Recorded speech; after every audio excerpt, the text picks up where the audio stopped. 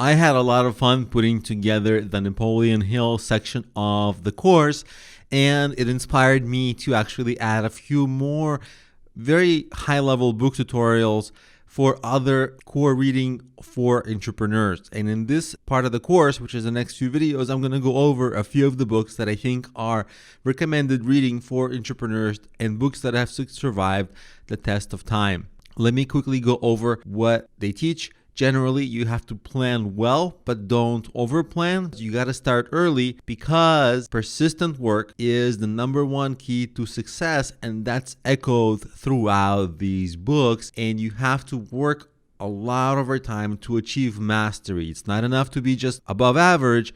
You have to achieve a certain level of mastery, and that's when success really happens. And one thing that's also echoed throughout these books is that you have to work on your confidence. Confidence and work tend to be that recipe that really move the needle for people. And in the next videos, we're going to cover the books that dive into that a little more. And of course, if you're enjoying the learning from these books and you're getting valuable insights for how to shape your own entrepreneurship and business journey, I'd appreciate it also if you left a review on the course. Those kinds of things help a lot. So without further ado, let's get right into the books.